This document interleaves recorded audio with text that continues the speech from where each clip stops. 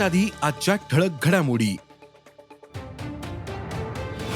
कापसाचे दर टिकून, आंतरराष्ट्रीय बाजारात सोयाबीन नरमले, तुरीचे दर तेजीतच, मेथीच्या भाजीचे दर दबावात आणि देशात यंदा मकाचे उत्पादन घटण्याची शक्यता आहे. तसंच निर्यातीसाठी मागणी चांगली आहे, त्यामुळे दर टिकून आहेत. सध्या मक्याला हमीभावापेक्षा जास्त दर मिळतोय, पण उद्योग क्षेत्राकडून मका निर्यात बंदीसाठी प्रयत्न सुरू आहेत. त्याचा बाजारावर काय परिणाम होईल, मक्याची दर पातळी काय राहील, पाहूयात पॉडकास्टच्या शेवटी. आंतरराष्ट्रीय बाजारात आज कापसाच्या दरात दुपारपर्यंत जवळपास 1% नरमाई दिसून आली. कापसाचे वायदे 14.74 सेंट प्रतिपाऊंडपर्यंत नरमले होते, परंतु देशांतर्गत बाजारपेठेत मात्र कापसाचे दर आज स्थिर होते. कापसाचे दर सरासरी 8,400 9,000 रुपये क्विंटल या दरम्यान आहेत, तर कापसाचा कमाल दर 9,200 रुपयांपर्यंत पोहोचला.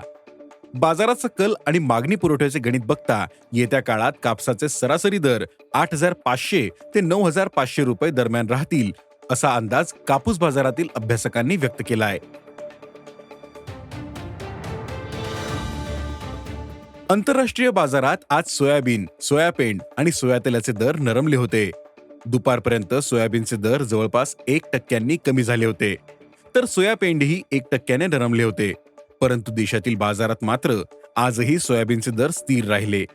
आज देशातील प्रमुख बाजारपेठांमध्ये सोयाबीनचे दर प्रति क्विंटल 5,300 ते 5,500 रुपयांच्या दरम्यान राहिले.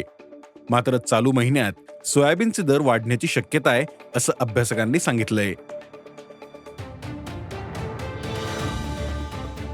देशातील बाजारात आज तुरीची आवक काहीशी वाढली होती, मात्र तुरीचे दर स्थिर होते.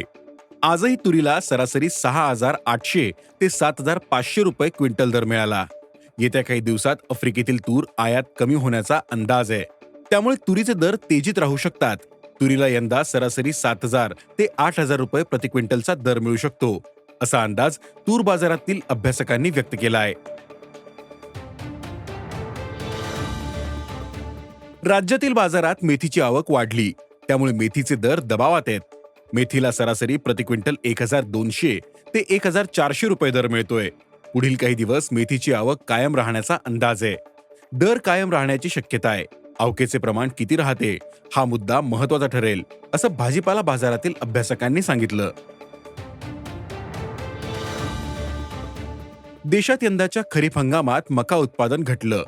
गेल्या हंगामात रशिया आणि युक्रेन युद्धामुळे मागील हंगामात मक्याचे दर तेजीत होते.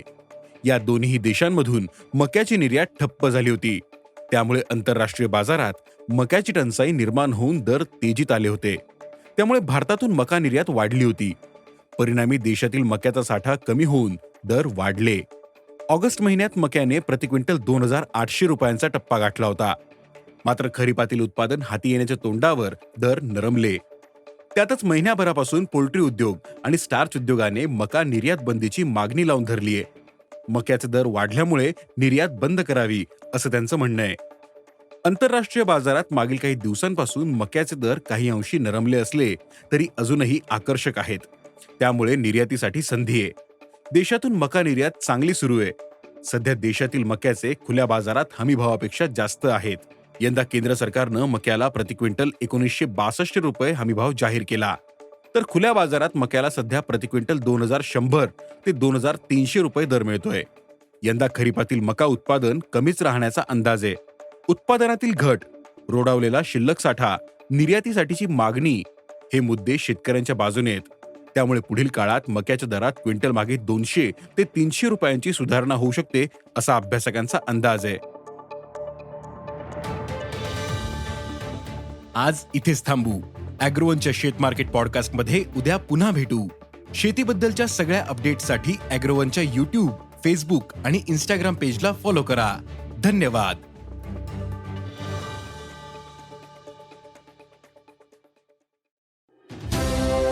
शेतीमालाच्या किमती, धोरणं आणि राजकारण म्हणजे प्राइस, पॉलिसी आणि पॉलिटिक्स यांच्या लेटेस्ट अपडेट्स. शेतीशी संबंधित सगळ्या महत्त्वाच्या घडामोडींचा लेखाजोखा. फक्त बातम्या, घटना नव्हे तर सखोल विश्लेषण. मार्केट इंटेलिजन्स, संशोधन, तंत्रज्ञान, हवामान, नवे प्रयोग, शेती सल्ला एका क्लिकवर उपलब्ध. agrowon.com ला अवश्य भेट द्या.